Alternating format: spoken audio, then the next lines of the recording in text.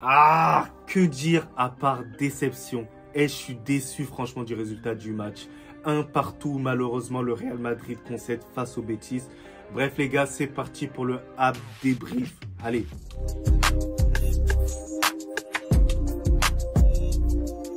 Donc les gars, c'est un Real Madrid leader, un Real Madrid conquérant, un Real Madrid confiant qui se déplace directement au Betis. Un Real Madrid qui a malheureusement énormément de blessés, mais un Real Madrid qui joue de mieux en mieux. Donc pour ce faire, Carlo Ancelotti a décidé d'aligner son fameux 4-4-2. Vraiment, je ne vous cache pas qu'au début du match, j'étais pas inquiet parce que j'ai vu un Real Madrid assez agréable au niveau du jeu, assez cohérent, qui arrivait à se trouver petit à petit. Donc on a vu vraiment ce Real Madrid qui depuis ses blessures était assez agréable au niveau du jeu. Et je m'étais dit que le Betis n'avait quasiment aucune action.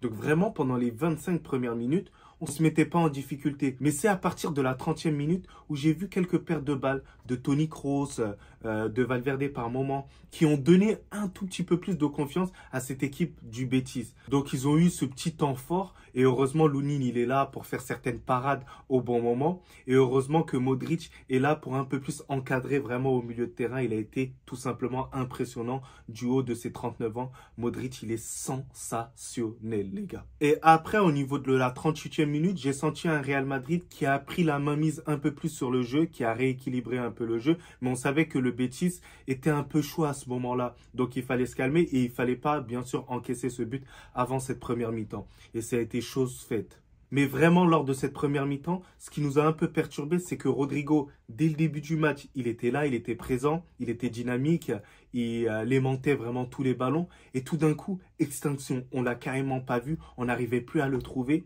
Et vraiment, ça a déstabilisé un peu le Real Madrid. Et ça, je l'ai vu énormément. Heureusement que Bellingham créait le lien par moment vraiment entre ce milieu de terrain et cette attaque-là.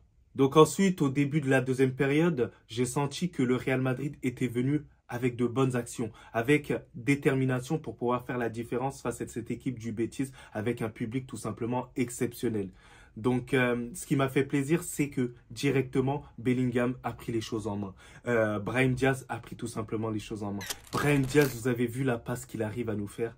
Il arrive à nous faire une passe, mais millimétrée juste au-dessus pour que Bellingham arrive à finir directement et à mettre son 12e but de la saison. Impressionnant, ce qui fait de lui le meilleur buteur du championnat. C'est impressionnant, surtout qu'il ne joue pas à un poste énormément offensif et qui fait énormément de tâches défensives.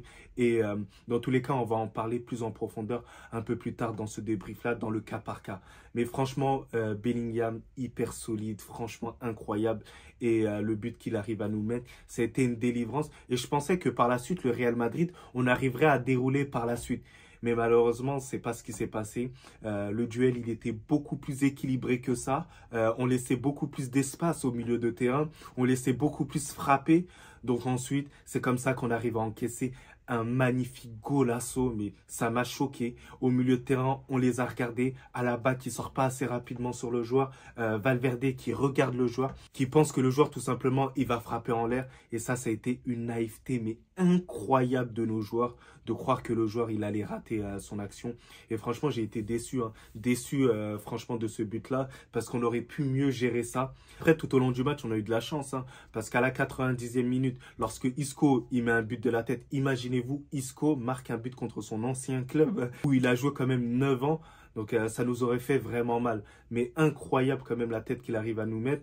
Et ça rebondisse automatiquement sur le poteau. On l'a échappé belle. Et heureusement, on ne part pas avec la défaite. On prend quand même un point. Un point quand même au Betis. C'est vrai que c'est pas facile de jouer contre cette équipe-là. On savait très bien à quel point les rencontres entre le Betis et le Real Madrid, c'est assez compliqué. Donc les gars, là, on va passer vraiment au cas par cas. Pour commencer, Lunin, franchement, j'ai apprécié son match. Il a été assez agréable. Il a été décisif à certains moments. Il a été sérieux. C'est tout ce qu'on demande. On demande maintenant à Carlo Ancelotti de laisser sa chance. Et voilà, Kepa, il devra attendre que Lunin floppe. Voilà, et si Lunin reste en forme, sachant que c'est un joueur sous contrat avec le Real Madrid, c'est à lui d'avoir cette priorité-là. Voilà, c'est un joueur entièrement du Real Madrid et Kepa, on sait très bien que c'est un joueur quand même prêté. Donc Lunin pour son match, je le mettrai un 8 hein, parce qu'il a fait les parades au bon moment. En première mi-temps, heureusement qu'il nous sort la parade. Voilà, main ferme comme d'habitude, vigilant de la première à la dernière minute. C'est tout ce qu'on demande pour un gardien. Ensuite, pour Alaba, franchement, qui se rattrape de mieux en mieux. Bon, franchement, il était bon dans la couverture. À un moment, il nous met un magnifique tacle lorsque Rudiger il se fait déborder. Donc, honnêtement, pour son match-là, ça n'a pas été le meilleur match qu'il a fait depuis le début. Donc, je lui mettrai la note de 7. Pour son compère de défense, Rudiger, je lui mettrai un 8. Tout simplement parce que c'est vraiment lui, en ce moment, le patron de la défense. Au niveau de relance, il est bon. Au niveau de l'agressivité, il a été aussi bon. Voilà, au niveau aussi des couvertures de balles, il est aussi présent. Donc, 8 entièrement mérité. Par la suite, Lucas Vazquez qui a eu la lourde tâche de remplacer un Carvajal quand même ultra bon depuis le début de la saison. J'ai trouvé plutôt bon aujourd'hui. Il n'a pas été énormément dépassé sur le plan défensif, mais honnêtement, sur la fin de match, il a été assez dépassé. On va pas se mentir que ça a été un match plutôt bon de Vazquez, mais ça n'a pas été un match exceptionnel. Donc, je le mettrai un 6. Un 6, un plutôt bon match, voilà quoi. À gauche, Mendy. Franchement, je l'ai trouvé très bon. Mendy. Il revient de mieux en mieux. Hein. On sait très bien que le domaine technique, il doit encore progresser par rapport à tout ça. Donc Mendy, pour son match, pour les travaux qu'il a réussi à faire, je le mettrai un 6,5. Hein. Voilà, il a fait le nécessaire. Il a apporté aussi offensivement. Il a été voilà, bon aussi défensivement. C'est ce qui fait la différence aussi avec son concurrent direct. Et voilà.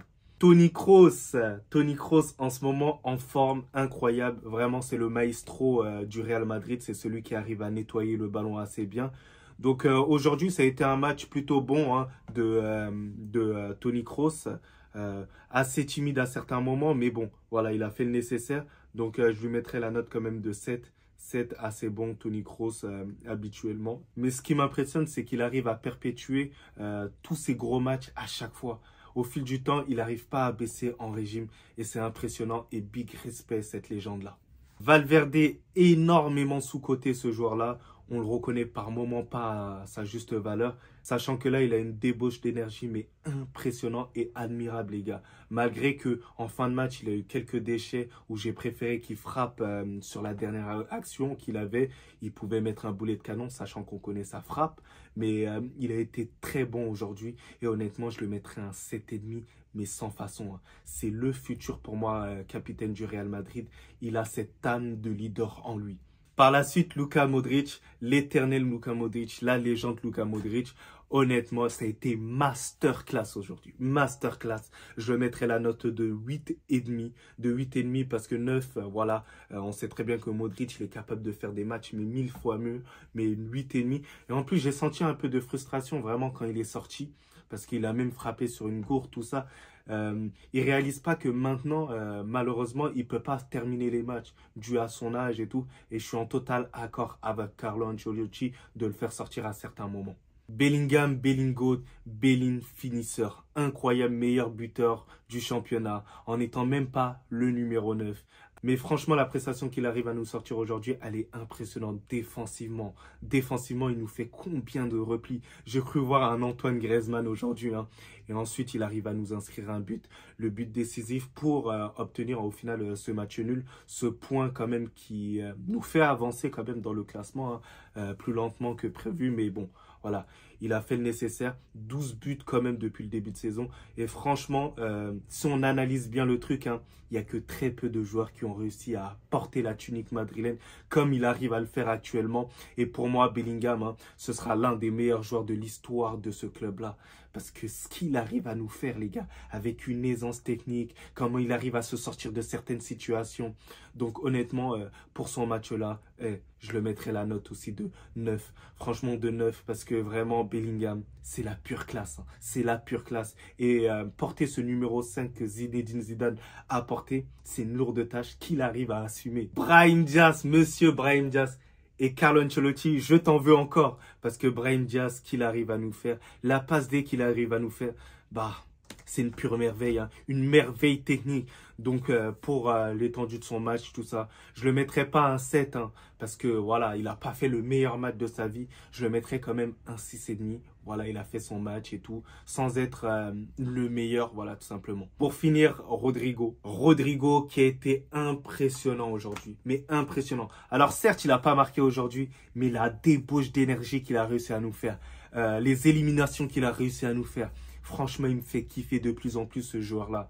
Incroyable, hein, comment il arrive à se rendre disponible, comment il arrive à pousser le ballon. On se pose même la question si au final il doit pas jouer à gauche. Mais on sait très bien que c'est assez compliqué avec Vinicius qui va repasser à gauche et Rodrigo qui va repasser à droite. Mais on se pose la question de est-ce que c'est pas le fait qu'il est à droite qui lui donne un peu plus de difficulté à éliminer les joueurs. Mais là, incroyable comment il a lavé le joueur de la première à la 90e minute. Donc honnêtement, pour son match-là, je le mettrai à un 8,5. Voilà, même note que Luka Modric. Franchement, incroyable. Et j'espère qu'il continuera comme ça au niveau de la régularité et qu'il arrivera à affirmer encore plus ce leadership qu'il commence à avoir. Pour ceux qui sont rentrés en cours de match, je vais un peu juger leurs prestations, mais sans les noter, hein. Ceballos, franchement, ça m'a déçu. Alors certes, il rentre dans des circonstances assez spéciales, mais quand même, il doit faire mieux quand même, hein. Voilà, il perd des ballons, il fait des fautes complètement inutiles. Voilà, il doit élever son jeu. Surtout que lorsque tu remplaces Modric, tu te dois d'être quand même à peu près, voilà, quand même à la hauteur quand même. Voilà, parce qu'on a vu vraiment le contraste lorsque Modric, il est sorti et quand il était vraiment sur le terrain. Joselu, malheureusement, les joueurs, ils n'ont pas réussi à le trouver. Il a une action où Rodrigo, il arrive à éliminer plusieurs joueurs et lui donner le ballon. Et malgré ça, bah, il rate. Voilà, il rate. Il n'est pas trop en réussite en ce moment. Donc, Joselu, je ne veux pas trop lui jeter la pierre par rapport à ce match-là. Il n'a pas énormément joué. Nico Paz aussi, il n'a pas énormément joué. Même s'il y a eu des choses intéressantes. Mais je veux que le petit, il ose un peu plus, quoi. Voilà, les passes en retrait, ok, c'est bien. Mais qu'il ose un peu plus. Il a la qualité technique. Voilà, il est très, très bon. Donc, voilà. Donc, au niveau de mes tops, je te mettrais Modric, Bellingham et Rodrigo. Franchement, les trois, ils ont été incroyables aujourd'hui. Au niveau de mes flops, franchement, je te mettrais Ceballos parce que vraiment, dans le 11 titulaire, je ne pourrais pas te mettre un flop hein, parce que ça a été plutôt bien en termes de jeu, mais c'est plus le résultat qui gâche vraiment le truc, quoi. Et voilà, et le nombre de buts qu'on n'a pas réussi à mettre aujourd'hui. Mais ça arrive, hein, il y a des matchs comme ça. Et voilà. Donc dites-moi en commentaire directement vos tops et vos flops. N'hésitez pas à liker la vidéo. N'hésitez pas aussi à activer la cloche. Mais sinon, en vrai, c'est à toi. Moi, en tout cas, on dit alhamdoulilah.